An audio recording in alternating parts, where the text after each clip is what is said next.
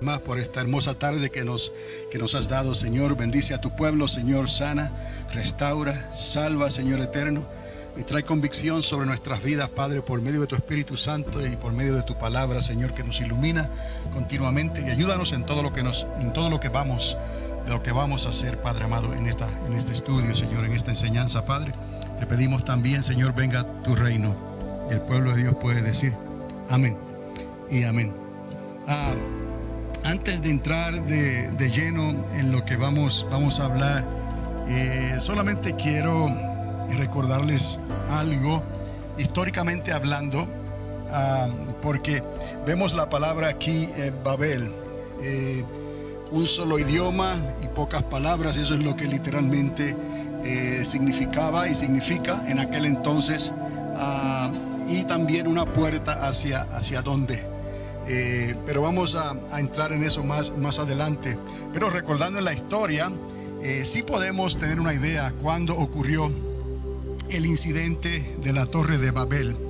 Aunque se menciona muy poco en la Biblia, históricamente hay ciertos datos que nos ayudan a tener una idea cuándo ocurrió la construcción de esa famosa torre, o por lo menos cuándo comenzaron a construirla. Y el Señor mismo vino y le alteró los planes a ese grupo de personas que en aquel entonces tenían un solo idioma y eran de pocas palabras. Históricamente podemos determinar la fecha del diluvio, y sabemos que la fecha del diluvio en el calendario de Dios, obviamente, ocurrió en el 1656. También les he hablado anteriormente que en el calendario de Dios se puede determinar la fecha en que nació Abraham, y fue el año 1948. Tenga en cuenta que no estamos hablando de años como se miden hoy, es el calendario de Dios, y esto es a partir del año 0, cuando Adán y Eva, hace más o menos unos 6,000 años atrás, fueron plantados aquí en esta tierra por la mano de Dios. Pero eso trae otro personaje más, que es el que le quiero decir en esta hora, y es Peleg.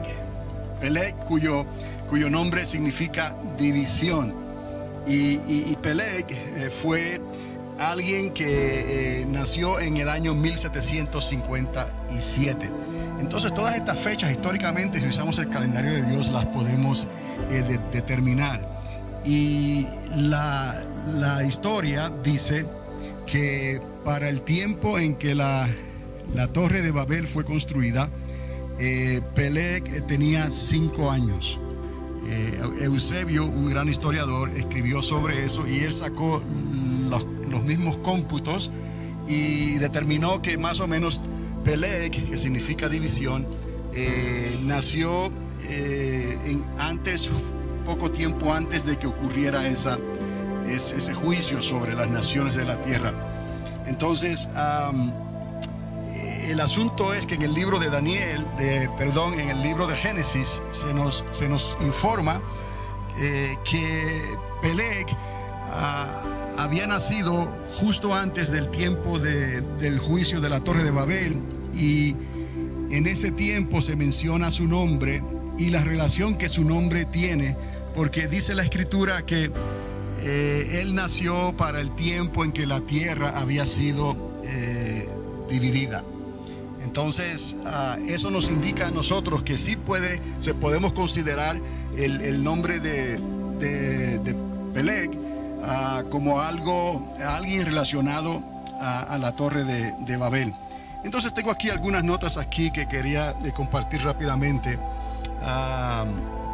Dice aquí que Eusebio menciona que Peleg tenía 5 años cuando las naciones fueron divididas, y la palabra que se utiliza en hebreo es eretz, para tierra, pero eretz también significa naciones. Eso se puede decir que no solamente la tierra fue dividida, sino que las naciones de la tierra fueron divididas, y eso tiene más sentido entonces a cómo las naciones fueron esparcidas a causa del juicio de Dios, a causa de las nuevas lenguas de Babel.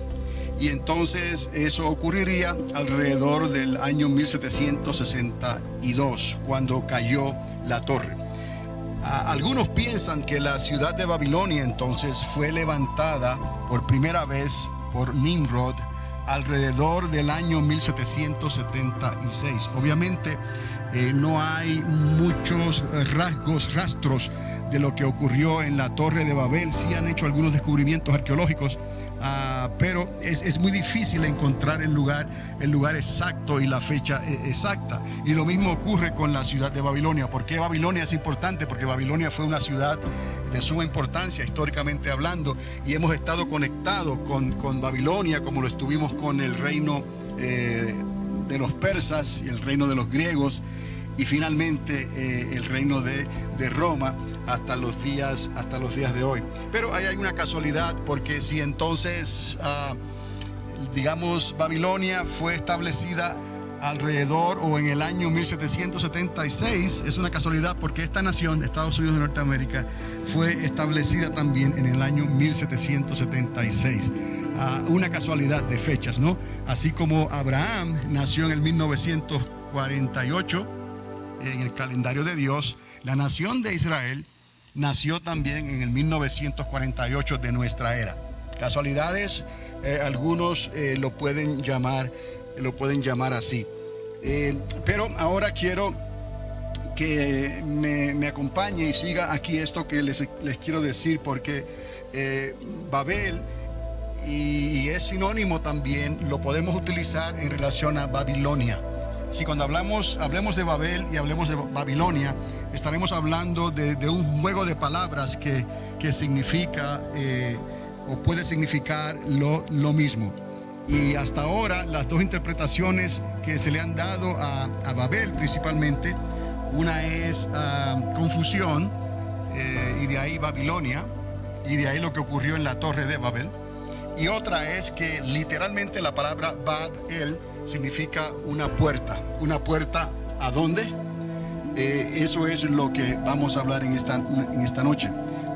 Porque el nombre El también significa y apunta hacia Dios, hacia una deidad. Pero siguiendo lo que les traje aquí, hay algunas fotos que se han hecho, algunos esquemáticos que se han hecho, y algunos se acercan arqueológicamente a lo que creen que esa torre, de la manera en que fue construida. Y la razón que estoy trayendo esto de Babel y de Babilonia es porque hemos llegado a un área, a un lugar en el libro de Apocalipsis donde hay un misterio, hay un enigma. Y entonces es necesario acercarnos a él, primeramente con la evidencia circunstancial, con lo que tenemos en la Biblia, y también si hay alguna información histórica que nos pueda ayudar, para que nos ayude a determinar más bien una conclusión, una respuesta a lo que estamos buscando cuando estudiamos el libro de Apocalipsis y cuando leemos sobre misterios en el libro de Apocalipsis, y se menciona una gran ciudad, la gran Babilonia, la gran ramera, pero también se menciona la gran ciudad en una ocasión, por lo menos cuando hablamos de algo que ocurrió, donde se compara la ciudad de Jerusalén como una gran ciudad con Sodoma y Egipto. Y eso pues lo había mencionado anteriormente, pero sigue siendo un enigma. ¿Por qué Juan habló de esa manera? Entonces hay una conexión aquí que quiero hacer, que ustedes la puedan ver también, porque Babel es una torre, un sigurat, se le llama también arqueológicamente, los que así la conocen con rasgos arqueológicos de ese lugar, donde encontraron ruinas de una construcción tipo pirámide con un propósito específico, y se le llamaba sigurat, y se relaciona mucho la Torre de Babel con un sigurat. Ahí podemos ver entonces el diseño más bien de la construcción, de cómo estaba hecho, y por qué esto fue significativo, porque fue un tiempo donde el hombre dejó de usar la piedra y comenzó a usar ladrillo, y eso no se había conocido nunca antes. Dios nunca dio instrucciones de que se hiciera el ladrillo. Fue Nimrod el que comenzó a hacer esas mezclas para hacer un tipo de piedra, pero formada de ladrillo, y luego utilizó entonces el betún o el asfalto para poder pegar esos ladrillos.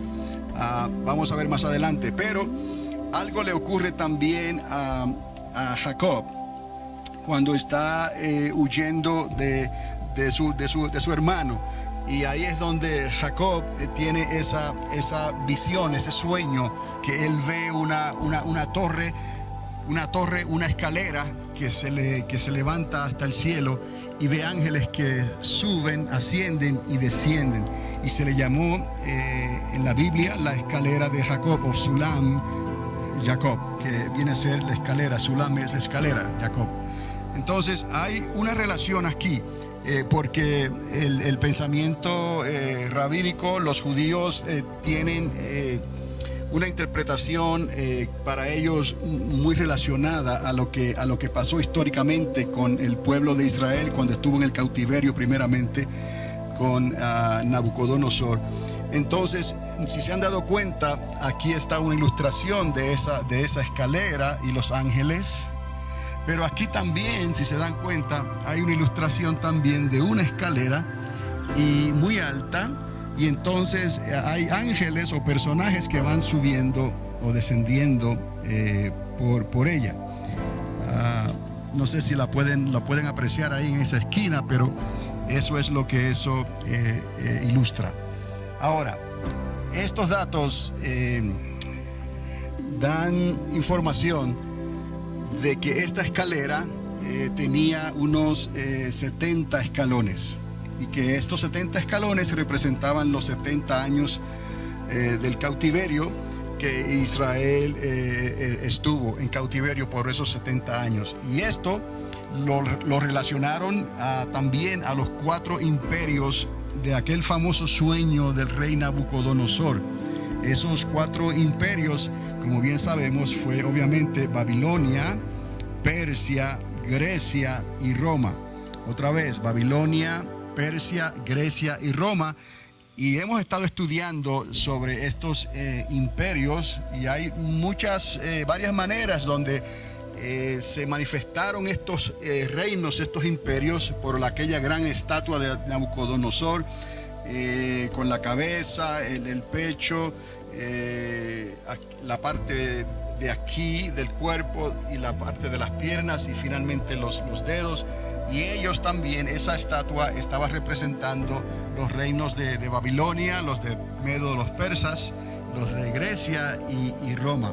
Ahora, volviendo entonces a los datos de los rabinos, cómo ellos interpretan estas cosas, ellos piensan, analizan que esa escalera tenía 70 escalones, y ellos de alguna manera relacionaron esos escalones y esa escalera con los 4 reinos mundiales que existieron. El primer ángel, porque eran ángeles que subían, ángeles que descendían, ellos hablan del primer ángel que subió unos 70 escalones y cayó Babel, haciendo una conexión con Babilonia. Y la razón que yo les estoy enseñando esto de esta manera es porque esto quizás nos ayuda a entender por qué hay cierto juego de palabras en el libro de Apocalipsis, según escribió Juan, que no son muy claras, pero quizás al entender esto nos ayuda a entender entonces por qué Juan escribió como escribió en el contexto. Y recuerde que Juan era judío, él escribió en el contexto y en la mente judía.